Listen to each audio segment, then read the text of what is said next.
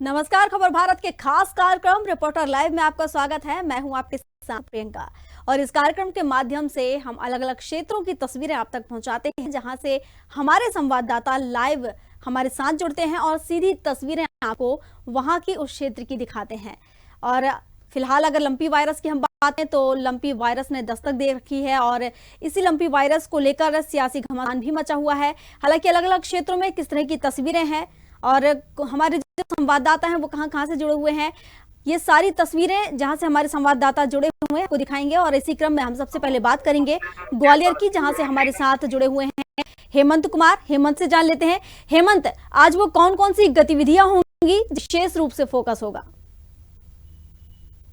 नमस्कार मैडम, बिल्कुल जानकारी देना चाहेंगे कि लगातार हम देख रहे हैं कि मध्य प्रदेश के कई जिलों में बारिश लगातार जारी है और बारिश के चलते ही प्रशासन और शासन के काम बढ़ जाते हैं। जैसे कल बताया था कि तेज गति की बारिश लगातार ग्वालियर में हो रही है और आज भी हम लगातार बारिश का मौसम बना हुआ है और छींटाकशी और बूंदाबांदी लगातार बनी रह रही है। इसके साथ ही देखेंगे कि शहर भर में नगर निगम की टीमें, जिस तरह से हमने बताया था, सफाई अभियान के लगातार मोर्चा संभाला हुआ है। इसी के साथ साथ उन्होंने मिलावटखोरों सफाई केंद्रों पे भी ध्यान दिया है। हम आपको बताना चाहेंगे कि कल ही के दिन में द्वारा छापेमारी की गई, जिसमें गंदगी फैलाने वाले कॉलोनियों में पशु डेयरी चलाने वाले और सड़कों पे गंदगी फैलाने वालों के ऊपर कार्रवाई करवाई गई और 15,000 का चालानी कार्रवाई की गई और उनको समझाइश भी दी गई कि कॉलोनी और सड़कों पे गंदगी का मा बनाए। इसके साथ साथ यहाँ पे खाद्य विभाग की टीमों ने भी मिलावटखोरों के ऊपर भी यहाँ पे है और उनके दुकानों पे भी जाके भी यहाँ जो नमक, मिर्ची और धनिया पीसी जो रहते हैं उनमें रंग मिला के उन्होंने मिलावटी खोरों को भी उन्होंने पकड़ा और उन पे भी कार्रवाई करी।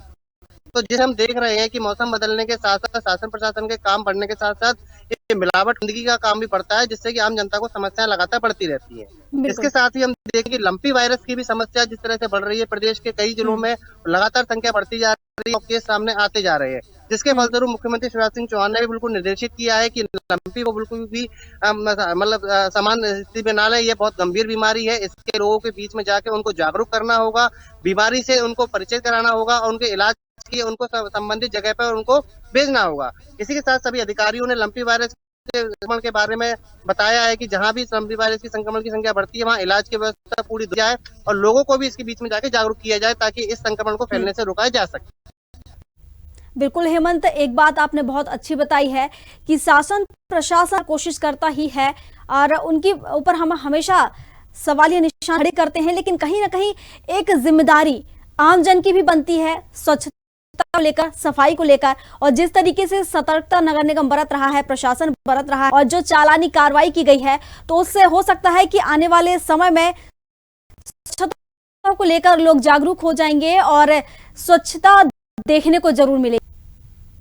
जी बिल्कुल मैडम, हम जिस तरह से देखेंगे कि द्वारा लगातार यहाँ पर गंदगी फैलाने वालों के ऊपर जो डेयरी वाले हैं, जो में स्थित जो काम करते हैं, जो रोड पे स्थित काम करते हैं, अगर ये लोग अगर ध्यान नहीं देंगे तो कि प्रशासन तक नहीं पहुंच पाएगी, जानकारी नहीं पहुंच पाएगी। तो जनता को भी इसका मुख्य जिम्मेदारी निभानी पड़ती है कि जनता भी इस तरह के पूरा ख्याल रखे कि सड़कों पर गंदगी ना फैले और इससे जो बीमारी ना पनपे। इसके लिए लगातार हमको जनता को भी प्रशासन को करना पड़ता है, उनको जानकारी देनी पड़ती है। शहर हमारा है, शहरवासी हमारे हैं, प्रशासन की जिम्मेदारी बनती है तो शहर को साफ रखे।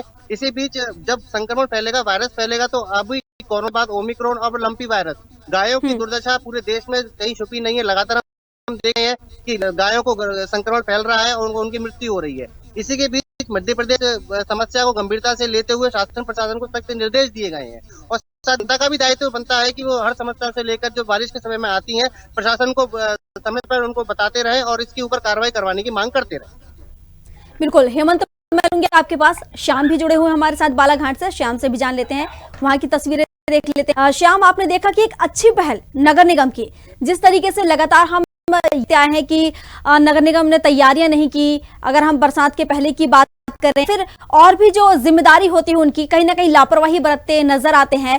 एक अच्छी पहल कह सकते हैं जो ग्वालियर में देखने को मिली कि स्वच्छता को लेकर एक अभियान चलाया गया है और उस अभियान के जरिए जो कहना चाहिए लोगों को सतर्क किया जा रहा है और हो सकता है कि आने वाले समय में लोग सतर्क हो जाए और उसका देखने को मिले। क्या कहेंगे आप इस पर और बालाघाट में किस तरह की तस्वीर है इसको लेकर? जी, आपने बहुत ही सही बात बोला कि ग्वालियर में वो तस्वीर तो दिखाई दे रही है स्वच्छता को लेकर, लेकिन कहीं ना कहीं वो बालाघाट में दिखाई नहीं दे रही है। जबकि हमने अपने जो रिपोर्टर लाइव है इसमें कई बार इन मुद्दों को निकाला है कि स्वच्छता पर ध्यान देने की जरूरत है। लेकिन अभी क्या है, वर्तमान में 1 महीना हुआ है, यहाँ पे चुनाव जो हुए हैं उसके अभी सदस्य लोगों को व्यवस्थित होने में थोड़ा शायद वक्त लग रहा है, लेकिन यहाँ पे अभी भी कचरों का अंबार है। लेकिन मैं फिर भी यहाँ पे जो शहरवासी हैं उनसे मैं कहना चाहूंगा कि वो जो कचरा होता है अपने डस्टबिन में रखने के बाद वो सुबह होते ही वो रोड फेंक देते हैं, वो कहीं ना कहीं गलत है। और वो जो लावारिस जानवर होते हैं, मवेशी होते हैं, वो उसको फैलाने का काम करते हैं, जिससे यहाँ पे कचरा चारों तरफ दिखाई देता है। तो कहीं ना कहीं नगर पालिका थोड़ा डस्टबिन पर जहाँ सही जगह है वहां पे लगा दिया जाए तो कचरे को फैलने से बचाया जा सकता है। दूसरी बात, अगर मैं बालाघाट की बात करूं तो आज यहाँ के लिए बहुत बड़ा दिन है, क्योंकि यहाँ पर जो निर्वाचन आपको बताया था कि बैहर और मलाजखंड नगर पालिका क्षेत्र में नगर पालिका का चुनाव हो रहा है, वहां पर प्रदेश के मुखिया शिवराज सिंह चौहान जी पहुंच रहे हैं। और सबसे बड़ी बात, जहां कांग्रेस की कमी नजर आ रही है तो मैं बता दूं कि कमलनाथ जैसा नेता खैर जो कि दूसरे ब्लॉक में आ रहे हैं जहां पे अभी किसी प्रकार का चुनाव नहीं है, जबकि कमल चाहिए था कि कम से कम अपनी पार्टी को मजबूत बनाने के लिए उनको मलाजखंड या बैहर का दौरा करना चाहिए था, लेकिन वो वहां पे दौरा करने की बजाय वो दूसरे क्षेत्र में ध्यान दे रहे हैं। इससे साफ स्पष्ट होता है कि चुनाव के परिणाम क्या होंगे, ये तो सामने स्पष्ट नजर आ रहा है। बिल्कुल, चुनाव के बाद अगर देखा जाए तो लोग जाते हैं, लेकिन अगर चुनाव के पहले ही अगर लोग भूल जाए तो इसका नतीजा साफ नजर तो ही रहा है श्याम। और अगर हम जैसा कि बात कर रहे थे नगर निगम की और लंपी वायरस की अगर बात करें जो दस्तक दे चुका है और इसको लेकर कहीं सियासी बवाल भी मचा हुआ है, किस तरह की स्थिति बालाघाट की? जैसे हमारे साथ यहाँ के नागरिक हैं, हम इनसे बात करना चाहेंगे कि जो चुनाव की रणनीति चल रही है यहाँ पे, बीजेपी देखा जाए तो काफी मजबूत के साथ लड़ रही है, लेकिन कांग्रेस कहीं ना कहीं कमी पर दिख रही है। आज पूर्व मुख्यमंत्री का दूसरे यहाँ पे ब्लॉकों में आना कैसा देखते हैं आप इसे? आपसे जानना चाहूंगा। मैं धर्मेंद्र वराड़े निवासी, और जिस प्रकार से सीएम शिवराज सिंह चौहान चुनाव जो चल रहा है बैहर में और उसके लिए तो आज वो पधार रहे हैं, इससे ये समझ में आ रहा है कि बीजेपी को पूर्णतः बढ़त मिलने वाली है। और कमलनाथ जी का यहाँ ना आने के बजाय जो आ रहे हैं ये वारासिनी खैलान जी, इससे ये समझ में आ रहा है कि बैकफुट पर है कांग्रेस। जी को चूंकि खैरलान जी में ना आते हुए वारासिनी खैलान जी में ना आते बैहर आना था, जिससे चुनाव में बैहर में काफी जो कार्यकर्ताओं की उमंग तो दिखती, कम से कम दिखती और कांग्रेस के जीतने के चांसेस बढ़ जाते। ऐसा नहीं समझ में आ रहा है कि कांग्रेस अपने आप को वहां जीत दिलाना चाह रही होगी, ऐसा कुछ समझ में नहीं आ रहा। देखिए प्रियंका जी, जैसे कि यहाँ पे मैंने बताया कहीं ना कहीं कांग्रेस अपने आप में कमजोर है। आज कांग्रेस जो कांग्रेस मुक्ति की बात करते हैं, कहीं कहीं इनकी रणनीति वो कहीं ना कहीं कमी नजर आती है। आज वहां पे मलाज और बैहर में सिर्फ एक विधायक के ऊपर दोनों चुनाव को टिक दिया गया है। अब उनके कंधे पर भार आ गया है, एक साइड मुख्यमंत्री खड़े हैं, दूसरी ओर वहां पे विधायक कांग्रेस के। अब देखना यह है कि इसका प्रभाव वहां पे दिखाई देता है, और वो आने वाले जब 27 तारीख को लोग मतदान करने जाएंगे तो साफ स्पष्ट होगा कि आखिर शिवराज सिंह चौहान है वो भारी पड़ते हैं या वहां पे संजय उइके। श्याम, ये देखना दिलचस्प होगा क्योंकि आपने कछुआ और खरगोश की कहानी तो सुनी होगी, भले ही वो धीरे चलता है लेकिन लास्ट में जीत हासिल कर ही लेता है। तो ये तो समझेगा कि आखिर किसके सर ताज सजेगा और किसको हार का सामना करना पड़ेगा। सरदार की ओर रुख कर लेते हैं और नरेंद्र से जान लेते हैं तस्वीरें।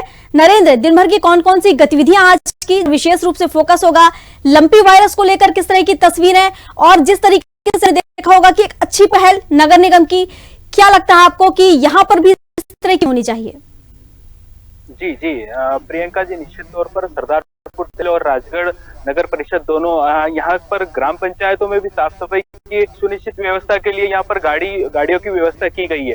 हालांकि समय समय पर आ रही है, गंदगी का इतना यहाँ पर इतना वो नहीं है, क्योंकि अगर देखा तो सरदारपुर की अगर बात की जाए नगर परिषद की तो डेली सुबह गाड़ी आती है जहाँ पर डस्टबिन का कचरा वो लेके निकलते हैं। लंपी वायरस की अगर आपने बात को लेकर यहाँ पर सरदारपुर स्टेशन में पूर्व में भी 11 गाय यहाँ पर संक्रमित पाई गई थी। हालांकि उनका उपचार जारी है, उपचार सभी गायें सही हो चुकी हैं। यहाँ पर गौ संवर्धन बोर्ड के उपाध्यक्ष मंडलेश्वर जी ने दौरा किया था गौशालाओं का के दिनों ही। वहाँ पर उन्होंने सभी गौशालाओं को दौरान यहाँ पर डॉक्टर भी साथ में ही थे उनके। जहाँ पर जैसे अगर फुटबला की अगर बात की जाए गौशाला की, फुटबला में यहाँ पर समिति द्वारा पर पोषक लड्डू बनाए गए थे गौ माता को खिलाने के लिए। अगर बात की जाए तो हल्दी हुआ, सब तरह के मिक्स कर लड्डू बनाकर गौ को खिलाए ताकि वह गौ माता सही हो जी। और मौसम की अगर बात की जाए तो मौसम आज बहुत सुहाना मौसम है।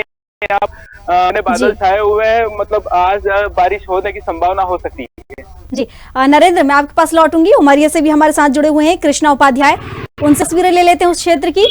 कृष्णा, अगर हम बात करें उमरिया की और लंपी वायरस की, तो किस तरह की सियासी हलचल वहां पर आप देख पा रहे हैं? किस तरह का आरोप का दौर वहां पर जारी है? क्योंकि कहीं ना कहीं अगर देखें तो जो लंपी वायरस है सियासी मुद्दा बन चुका है।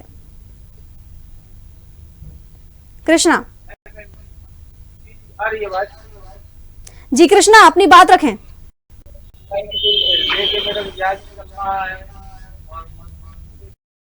कृष्णा अपना फ्रेम सही रखें और अपनी बात रखें।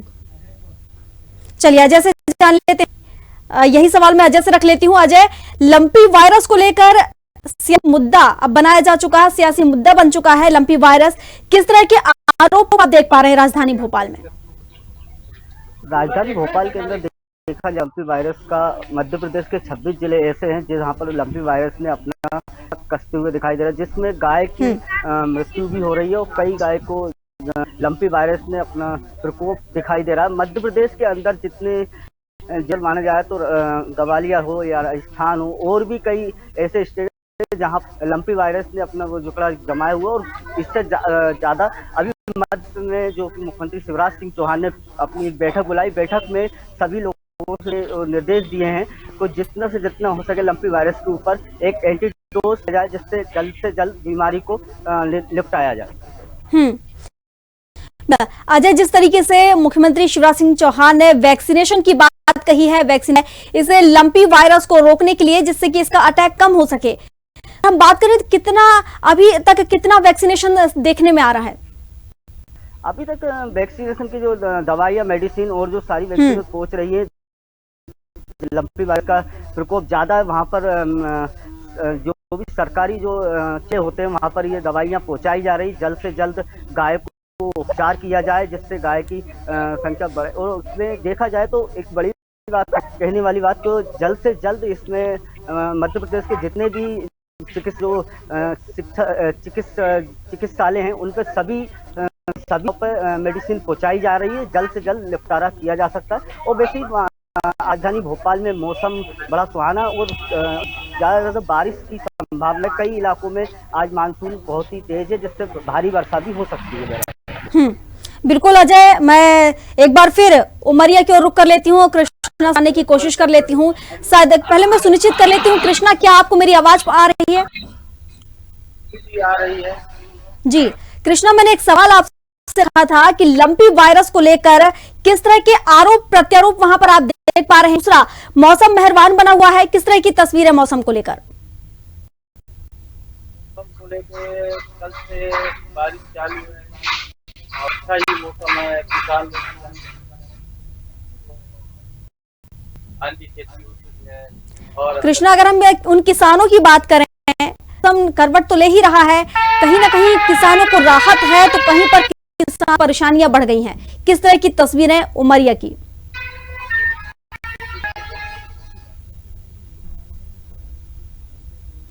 चलिए, तकनीकी कारण के चलते उनसे संपर्क नहीं हो पा रहा है, तो हम सरदारपुर की ओर रुक कर इनसे भी जान लेते हैं। नरेंद्र, मौसम सुहावना बना हुआ है, जिस तरीके से आप बता रहे थे किसी समस्याओं की अगर हम बात करें, कौन कौन सी समस्या है जो किसानों को आ रही हैं, और साथ ही अगर हम राजनीति के क्षेत्र में बात करें तो किस तरह की तस्वीर है?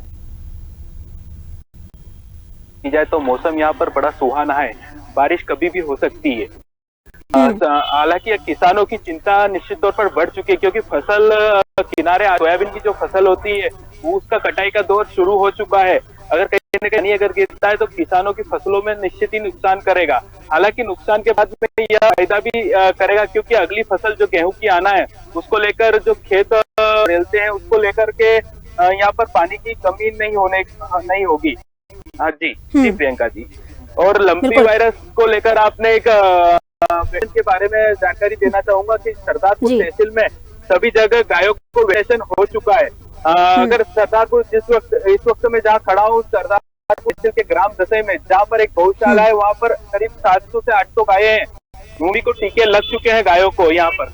और इसके बाद में अगर उनको गायों को फिटकरी से छिड़काव भी किया गया है उनके ऊपर, ताकि किसी प्रकार की ना फैल सके किसी में। ठीक है नरेंद्र, मैं लौटूंगी आपके पास। ग्वालियर तस्वीर देख लेते हैं। जैसा कि आपने वैक्सीनेशन को लेकर बात की है, तो हम ग्वालियर से भी जान कि वहां पर किस तरह से टीकाकरण किया जा रहा है गायों का, जिससे कि लंपी को अटैक करने से रोका जा सके।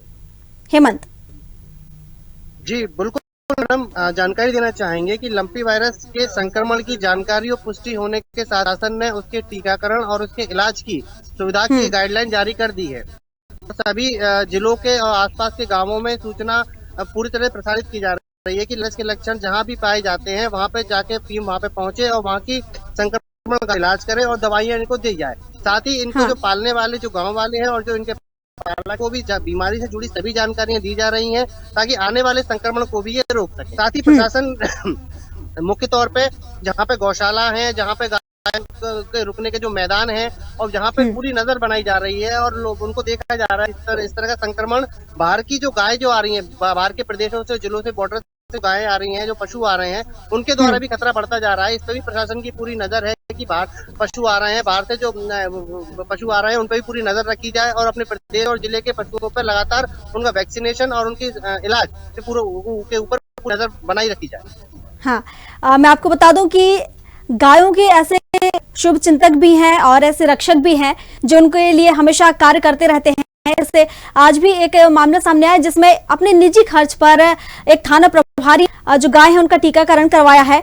मैं रुक कर लेती हूँ अजय की और उनसे जान लेती हूँ कि आज कौन कौन सी तस्वीरें रहने वाली हैं जो दिन भर चर्चाओं में रहेंगी। अजय जी बिल्कुल बताना चाहूंगा, राजधानी भोपाल या बैरागढ़ क्षेत्रों में मानसून में इस समय अच्छा घने बादल है और बारिश की संभावना है। बताना जाए तो आज गुरुवार है। आज गुरुवार के दिन संत राम नगर में जो कि बाबा की पालकी निकाली जाती है, जिसको साईं पालकी के नाम से जाना जाता है, और पूरे नगर भ्रमण करती है। इसके बाद साईं मंदिर जाकर आम भंडारे का भी कार्यक्रम किया जाता है। ये संत नगर में कई वर्षों से ये कार्यक्रम रखा जाता है। और भी माने तो सियासत माने में राजनीति के दौर पे जाए तो इसमें कांग्रेस जो कि लंपिक वायरस को अपना एक बड़ा मुद्दा बना सकती है। बिल्कुल, हमारे साथ तिल्दा से भी नहीं आई अजय, मैं आपके पास लौटूंगी, आपकी सुनूंगी। हमारे साथ तिल्दा से राजकुमार बंजारे भी जुड़ चुके हैं, तो हम उनसे भी जान लेते हैं कि वहां पर किस तरह की तस्वीरें हैं और वो कौन कौन से मुद्दे हैं जो आज दिन भर चर्चाओं में रहने वाले हैं। राजकुमार जी नमस्कार जी। मैं तिल्दा ब्लॉक के समीपस्थ ग्राम भरवडी कला मौजूद हूँ, जहाँ के मोहरेंगा से जाने वाली मोहरेंगा से मोहरा मेन रोड है, जो गड्ढे से पूरा क्षतिग्रस्त हो चुका है। भारी वाहनों के चलते हुए यहाँ गड्ढे गड्ढे हो गया है। मैं कैमरा में से दिखाना चाहूँ गड्ढे कितना क्षतिग्रस्त हो चुका है, और बरसात के दिन में पानी का जो भराव होता है बहुत हो जाता है। एक बात आपको और बता देना चाहता हूँ कि रास्ते से स्कूल जाते हैं वो छात्र छात्राएं भी जो ग्रामीण भी गुजरते हैं, उनको बहुत समस्या का सामना करना पड़ता है। यहाँ हमारे बीच कुछ ग्रामीण मौजूद है, हम उनसे चर्चा करना चाहते हैं कि आने में कितना तकलीफ होता है। जी हमारे साथ ग्रामीण मौजूद है, हम जानना चाहते हैं क्या कुछ रोड के बारे में बताएंगे कि क्या कितना कुछ तकलीफ। यहाँ के वे तो 4 किलोमीटर पर लेकर पढ़े भर आ जाए बहुत तकलीफ होते साहब। अब साइकिलों भी पैदल जाते, आधा पैदल आधा इसे टाइप में चलते वन आवाज में तकलीफ 5-3 बजे करीब ही घर में। जी रोड को बनवाने के लिए कुछ शिकायत किए हैं कि नहीं? हाँ किए हैं, बहुत शिकायत किए हैं, कुछ नहीं हो पा रहा। खर्रा में मुख्यमंत्री आ रही साहब है तो ये पूरा बने कर कि माने हिरमी मोहरेगा से लेकर हिरमी तक बनवाऊंगा करके, और सर्वे वगैरह करवा चुके, लेकिन अभी तक कुछ काम नहीं हुआ। अब देख कब तक गड्ढे कहा है, ट्रक ट्रैक्टर सबके हैं, अब देख लो। जी, ग्रामीणों का कहना ये है कि बीते कुछ दिन पहले मुख्यमंत्री जी खरोरा आए थे, उनसे जानकारी दिए थे कि इस रोड को तत्काल बनाया जाए, नवनिर्माण किया जाए, फिर भी अभी तक कोई नवनिर्माण नहीं किया गया है, जिससे स्कूली बच्चों को और ग्रामीणों को बहुत समस्या का सामना करना पड़ रहा है। हमारे बीच इस ग्राम का सरपंच प्रतिनिधि भी मौजूद है, उनसे भी जानकारी ले लेते हैं कि क्या कुछ है। बिल्कुल, मैं मुख्यमंत्री से चर्चा भी किया घर में आए तो बनाने का घोषणा भी किया, लेकिन अभी तक तत्काल कार्य नहीं हुआ। अपन हिरमी रोड है तो हिरमी प्रबंधक जो है वो भी बोले कि बनाऊंगा ऐसे करके, बार बार फोन लगाता हूँ, फोन को उठाता नहीं है, उठाता है तो बनाऊंगा ना ऐसे करके मेरे को बार बार बोल रहा है। यहाँ पे आम नागरिक बहुत परेशान है। जी, ऐसा रोड गड्ढे हैं, कितना सा का सामना करना पड़ता है। यहीं से बच्चे भी स्कूल जाते हैं। ये बताइए कि कहाँ आपने शिकायतें की हैं? यहाँ पे मैं कलेक्टर के पास भी से हूँ, कलेक्टर तो बदल गया, अभी नया कलेक्टर आया हुआ है। पुराना कलेक्टर के पास शिकायत किया, उसके बाद भी नहीं सुने, और अभी और गया था हाल में 2 दिन, उसके बाद भी नहीं सुना मेरे बात को। जी, सरपंच का कहना कि यहाँ हर जगह हर विभाग में जाकर आवेदन दिया गया, जानकारी दिया गया है, फिर भी इस रोड का अभी तक नवनिर्माण मरम्मत नहीं किया है। जी बिल्कुल राजकुमार, तस्वीरों में भी हम देख पा रहे हैं कि किस तरह रोड में बड़े बड़े गड्ढे नजर आ रहे हैं और किस तरह की समस्या उन लोगों को, उन आमजनों को हो रही होगी, उसे भी महसूस कर सकते हैं कि किस तरह से वहां पर निकलते होंगे, गाड़ियां किस तरह से निकलती होंगी। हालांकि जो प्रदेश के मुखिया हैं वो काफी सक्रिय हैं, संवेदनशील हैं, वो निर्देश दे चुके हैं, लेकिन इसके बाद भी अगर ये काम नहीं हो रहा है तो कहीं ना कहीं उस विभाग में अगर जो बैठे अधिकारी हैं उनकी लापरवाही या उनकी मिलीभगत कहीं जा सकती है, चलते इन्हें रोड की सौगात नहीं मिल पा रही है। जिन लोगों को इसका लाभ मिलना चाहिए वो इस लाभ से वंचित हैं। मैं रुक कर लेती हूँ बालाघाट की ओर और श्याम से भी जान लेती हूँ तस्वीरें। श्याम, जिस तरीके से आपने देखा कि रोड जर्जर बनी हुई है, सरकार करोड़ों रुपए खर्च कर रही है रोड के नाम पर, लेकिन उसके बाद भी उन रोडों का लाभ नहीं मिल रहा आम जनता को। किस तरह की तस्वीरें बालाघाट पे?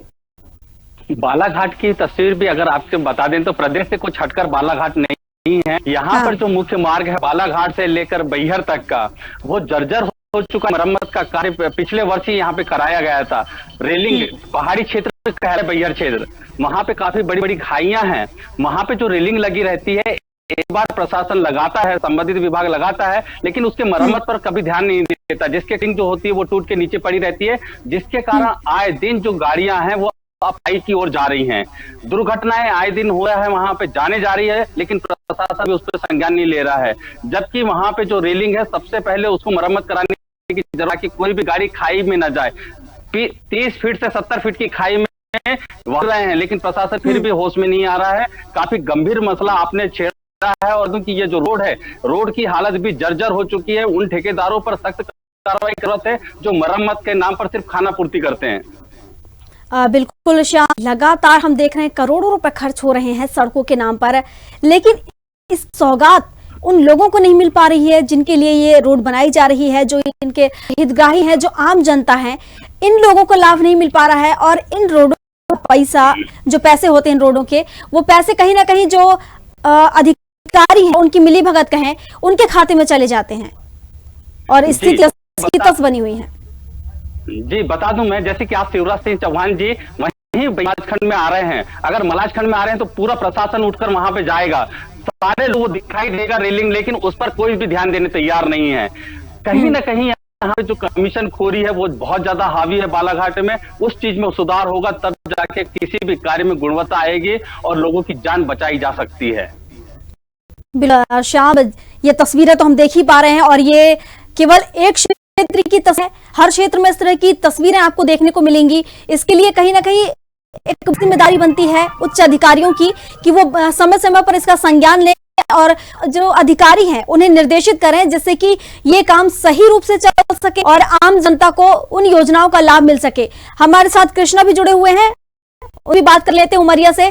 कृष्णा, जैसा कि आपने देखा कि सड़कों की बात चल रही है, अलग अलग क्षेत्रों से अलग अलग तस्वीरें सामने आ रही हैं, बड़े बड़े गड्ढे नजर आ रहे हैं। राजकुमार ने एक तस्वीर दिखाई हमें तिल्दा की, वहां पर बड़े बड़े गड्ढे नजर आ रहे हैं और उन गड्ढों से निकलने के लिए मजबूर हैं वहां के लोग। अगर हम बात करें उमरिया की, कृष्ण क्या आप सुन पा रहे हैं मुझे?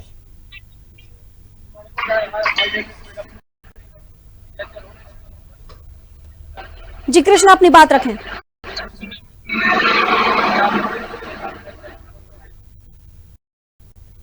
कृष्णा, क्या आपको मेरी आवाज सुनाई दे रही है? क्या आप मुझे सुन पा रहे हैं? अगर सही तो अपनी बात रखिए।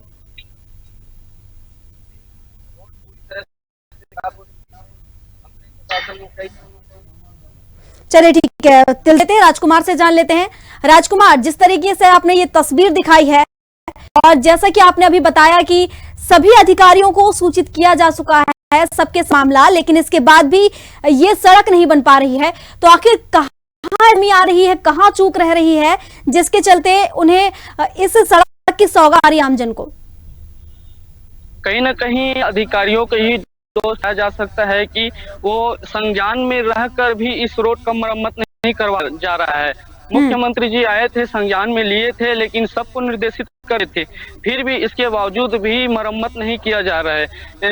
हमारे कुछ और ग्रामीण है जो आवाजाही करने वाले, उनसे भी हम चर्चा करने चाहते हैं। इतना तकलीफ होता है उनको इस रोड से गुजरने में, ये बताएंगे आपको कितना तकलीफ होता है इस रोड से गुजरने में। बहुत दे हैं, बरसात के दिन में पानी ही भय, एक्सीडेंटल और दुर्घटना का डर भय बना रहता है। जी बताइए। बहुत ज्यादा। अब देखिए, हम राशन लेने के लिए जाए थे तो गाड़ी में जाते बड़े बड़े हम लाते, अब साइकिल से राशन लाएंगे, बता आप पैदल ही जा रहे हैं, आ रहे हैं, इतना बड़े गड्ढा है। अब एक न दो रोज में कुछ न कुछ होता रहता है घटना, ये तो जरूरी है। जी यहाँ और सुनने को मिला है कि डेली यहाँ रोज किसी न किसी का दुर्घटना का सामना करना पड़ता है, एक्सीडेंटल होता रहता है। जी प्रियंका। बिल्कुल राजकुमार, उन अधिकारियों का क्या कहना, जिम्मेदारों का क्या कहना है इसको लेकर? आए दिन दुर्घटनाओं का कोई ना कोई शिकार हो रहा है और शिकार का जिम्मेदार कहीं ना कहीं प्रशासन है, तो उन अधिकारियों का क्या कहना है इसको लेकर? उन अधिकारियों का यही कहना रहता है कि यहाँ संज्ञान में लिया गया और बनवाएंगे जल्दी, लेकिन बनवाने का नाम नहीं लिया जाता है, चुप्पी साधे बैठे हैं। बिल्कुल, अगर हम मौसम की बात करें राजकुमार, तो किस तरह का मौसम वहां पर आप देख पा रहे हैं? गाज है मौसम के। मौसम का बात करें तो एक दो दिन में बरसात हो ही रहा है, किसानों के चेहरे में खुशी है। जी बिल्कुल है, मैं लौटूंगी राजकुमार आपके पास। हेमंत भी हमारे साथ ग्वालियर से बने हुए हैं, हेमंत से भी तस्वीरें जान लेते हैं। हेमंत, अगर हम स्कूलों की बात करें, शिक्षा की बात करें, किस तरह की तस्वीरें शिक्षा को लेकर, स्कूल भवनों को, उनकी जर्जर स्थिति को लेकर? जी, मैं बताना चाहेंगे कि बिल्कुल शिक्षा विभाग लगातार स्कूल खुलने ही संक्रमण पूरी तरह से खत्म नहीं हुआ था और गाइडलाइन लगातार बच्चों के लिए चलती जा रही थी। रही बात स्कूलों की स्थिति की, तो अभी मध्य प्रदेश में काफी स्कूलों में की जा रही है और प्राइवेट और सरकारी स्कूल उन दोनों के ऊपर बल्कि जो स्थिति जर्जरता है, बच्चों की सुविधाएं हैं, बच्चों की सुरक्षा है, इनके ऊपर लगातार गाइडलाइन दी जा रही है। और जैसा कि बताया जा रहा है कि अब सभी स्कूलों के ऊपर उनकी फीस को लेकर भी दी जाएगी। जितने भी प्राइवेट और सरकारी स्कूल है उनको भी शासन पर लगातार इसकी जानकारी होगी, ताकि बच्चों से अवैध वसूली ना की जाए और कोई भी स्कूल संचालक या विद्यालय उससे वसूली ना करे। इसका मुख्य उद्देश्य सिर्फ इतना है कि बच्चों को उचित शिक्षा मिले, प्रशासन की योजना बच्चों तक पूर्ण रूप से पहुंचे। इसी बीच जो लोग शिक्षा का व्यापार करते हैं, शिक्षा को गलत तरीके से प्रदर्शित करते हैं, शिक्षा के नाम पर काम करते हैं, उनके ऊपर भी सख्त कार्रवाई करने के लिए बिल्कुल पुरजोर शासन और प्रशासन को निगाह रखनी। बिल्कुल, बहुत बहुत जरूरी है शिक्षा का अच्छा होना, स्कूलों का अच्छा होना, क्योंकि बच्चों का भविष्य कहीं ना कहीं वहीं से ही संवरता है, वहां से ही उनकी नींव रखी है। तो उसके लिए बेहद जरूरी हो जाता है कि अच्छी गुणवत्ता मिले, उन्हें अच्छा भोजन मिले, अच्छी शिक्षा मिले, अच्छा भवन मिले जहां पर वो बैठकर पढ़ाई करते हैं। और एक अच्छी शिक्षा के लिए बेहद जरूरी होता है कि उनके जो क्लास टीचर हैं, उनके जो शिक्षक हैं, वो बहुत अच्छे हों और वहां पर उसकी व्यवस्था सही तरीके से हो। चलिए ठीक है, अब मैं सभी का धन्यवाद करना चाहूंगी, यहीं पे हमारे साथ जुड़े हुए थे नरेंद्र, सवाल आपसे रख लेती हूँ। जी नरेंद्र, बताएं। जी जी प्रियंका जी, रोड की अगर बात की जाए तो यहाँ पर कुछ दिनों पूर्व ही यहाँ पर ग्रामीणों ने चिराखान लाबरिया मार्ग को लेकर धरना प्रदर्शन किया था, जहाँ पर रोड को लेकर गड्ढे हो चुके हैं। हालांकि इस मामले को लेकर जिला कलेक्टर यहाँ पर सहज है, उन्होंने तत्काल जो धरने पर बैठे थे उनका प्रतिनिधि मंडल आया और वहाँ पर निश्चित तौर पर रोड बनाने के लिए आश्वासन दिया। जिला कलेक्टर की बात की जाए तो कल भी जल जीवन मिशन के अंतर्गत बनने वाली पेयजल टंकियों का निरीक्षण किया था, हालों का निरीक्षण। अगर बात की जाए मुख्यमंत्री जन सेवा अभियान के अंतर्गत कल यहाँ पर चालनी में एक कैंप आयोजित किया गया था, जहाँ रोजगार सहायक ने पूर्व में 5,000 रुपए की रिश्वत ग्रामीणों से ली थी नाम जुड़वाने के एवज में। उनके नाम नहीं जुड़ने पर कल ग्रामीणों का गुस्सा सहायक पर टूटा और वहाँ पर रोजगार सहायक और ग्रामीणों के बीच हाथापाई हुई। इस मामले पर पुलिस प्रशासन ने यहाँ पर मामला दर्ज किया है, आपको बताऊंगा। बिल्कुल है, शुक्रिया नरेंद्र। आप सभी का मैं यही धन्यवाद देना चाहूंगी। हमारे साथ जुड़े हुए थे कृष्णा उपाध्याय उमरिया से, अजय चौक से, बैरागढ़ से, नरेंद्र सरदारपुर से, श्याम सूर्यवंशी बालाघाट से, हेमंत कुमार ग्वालियर से और राजकुमार बंजारे तिल्दा से। शुक्रिया आप सभी का तमाम जानकारी के लिए और उस क्षेत्र में क्या रहा है उसका अपडेट देने के लिए। तो ये तस्वीरें आप देख रहे थे, अलग अलग किस तरह की समस्याएं हैं लोगों को, कहां पर रोड की समस्या। हालांकि अगर हम देखें तो हर क्षेत्र में रोड की स्थिति खराब ही नजर आएगी, भले ही सरकार करोड़ों रुपए खर्च कर रही हो, लाख दावे कर रही हो कि सड़कें सही कर दी जाए, लेकिन जमीनी हकीकत अगर हम देखें तो कुछ और ही नजर आता है। फिलहाल के लिए मुझे दीजिए इजाजत। नमस्कार, आप देखते रहिए खबर भारत।